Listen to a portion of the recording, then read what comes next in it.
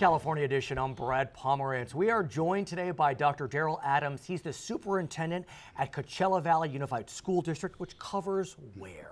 It covers east of Indio. East of Indio? Yes, past, right. Yes, past the Imperial County border. Wow. So a district that is probably large geographically, yes, but sparse population. Is that fair? That is fair to say. Our square miles are larger than the state of Rhode Island. Oh, wow. About Okay. 1,220 square miles. Right. And we have an urban section to our district, but we also have a lot of rural areas Right. and Indian tribal reservations as well. I have to think, knowing a bit about that area, that socioeconomically a bit challenged. Is that fair? Yes, fair to say. We have some of the poorest of the poor in our nation.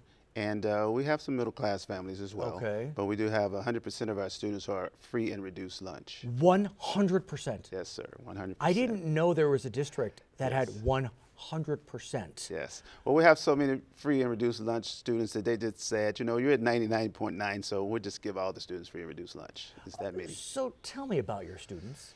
Oh, beautiful, wonderful, brilliant, intelligent, the best students I've been around in my 26 years in education. You know, very willing to come to school, really, and wanting to learn and to better themselves. And the families out there are the same. They really are 100% behind their students' education. I love your enthusiasm. I'm sure a challenge that faces some of these students, given their socioeconomic status, is they may not have access to modern technology. Aside from the actual hardware, the computer, they may not have an internet connection. I know we in the cable industry are working to change that, but do talk to us about what's known as the digital divide. Yes, the digital divide, similar to the disparity between the rich and the poor, is growing exponentially.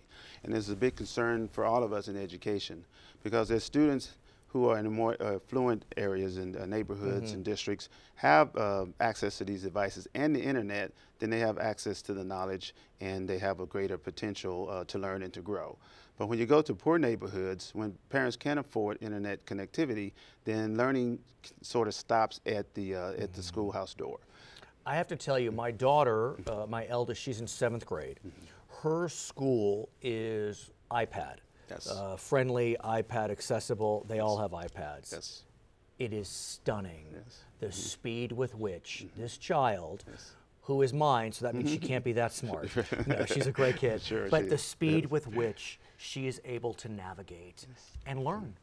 Yes, it's amazing the magic that we see when we go into the classrooms. And we knew this would happen as we began this process to ensure that all of our students had devices. So we are let's talk about that. You're giving away the punchline, but we know that some school districts, that's a big one that's a little farther west of you. I think L and A are in it, but we won't talk about that. They had some problems with their iPad program, but Coachella Valley did not. No. Tell us about it. Yes, we did not. We began our journey 3 years ago, and we did a lot of research and study behind the use of devices in classrooms.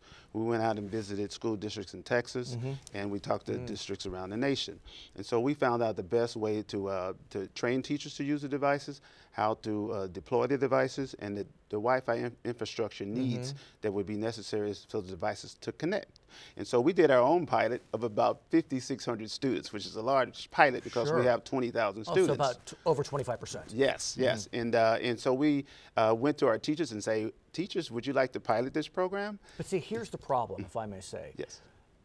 I bet the students could navigate the iPads just fine. It's the teachers. Yes. I mean, they don't know how to navigate the iPads. It is an issue. I mean, kids know it. We don't. Well, our teachers wanted to learn, and the pilot teachers, we have about 800 teachers, and 300 applied to be in the pilot. Fantastic. And so we chose 120 of those teachers, and they became cheerleaders for the effort. And of course, the students went home and told mom and dad about the use of the devices. And so we put a technology bond in front of our public, and they voted 67% to provide these devices for their students. Did you need 66.66 or did you need 50 plus 1? 50 plus 1. So you were fine. I mean, you cleared it. Yes. And so that bond provides the funding for iPads for every one of your students? Every student. K-12? No, preschool. Preschool, Yes. even better. Even better. preschool to 12. To 12, yes, sir. It's gone into effect. Yes, this is our second full year of deployment, and the students are just raising the bar on what they're learning, and the teachers are raising the bar on what they're teaching. And the magic is just amazing to see the engagement of the students in the classroom, as well as seeing how they are able to create, communicate, critically think, and collaborate on projects. Right, your 4 C's. Yes, the 4 Communication, C's. collaboration, critical thinking, and creativity. Yes. I actually am rendered speechless because it is amazing to me. I was not aware that there's a district that faces challenges like yours that is now fully operational in terms of one-to-one iPad. Yes. And so tell me about what that means. I guess you said it's your second year. Yes. I guess last year you don't have standardized test scores because the field test was not reported. Exactly. But I got to think you still have a sense of what's happened. Yes, when you look at the engagement of the students, that's number one for me, because students are now curious. Students are now able to do things that they weren't able to do before. Students are now able to access information that they were not able to access before. And so when you look at teacher grades, you see the uptick in the amount of A's and B's that students are getting. And so that's important to us to see. And I look forward to the standardized test coming back in whatever form. Now, do you have a sizable English language learner population? Yes, about you do. 70%. Oh, wow. Yes. And are they mostly Spanish speakers? Yes. Exclusively? Yes, exclusively. So that makes it a little easier, I would presume, in terms of getting your hands around that population. How has the iPad helped? It's helped on ESL issues. Well, it's helped tremendously because we're using programs like Rosetta Stone and Scholastic's Read 180 program to help our students acquire not only English language but Spanish, and it's also helping the parents who want to learn English and who are Spanish speaking.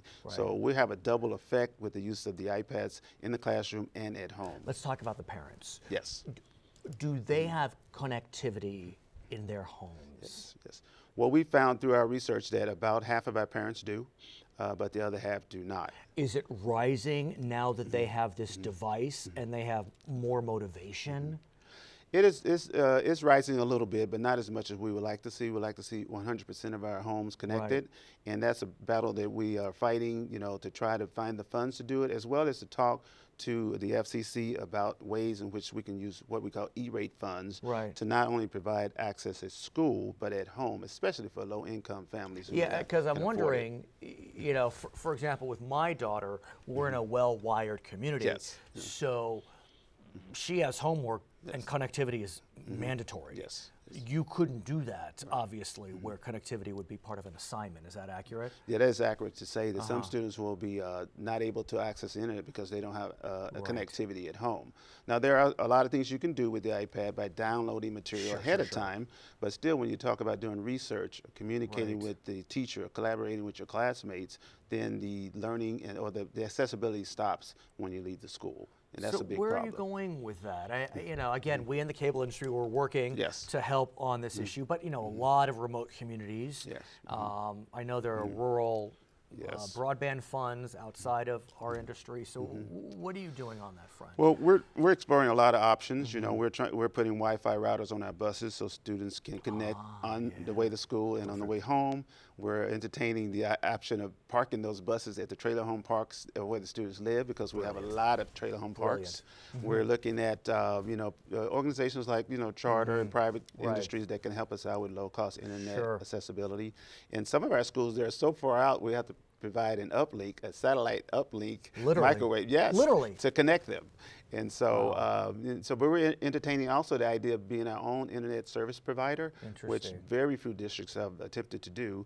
But I think, because we have 20,000 devices and all of those students are needing those devices to truly learn in the 21st century way, we want to explore ways to be dependent and provide that service to them.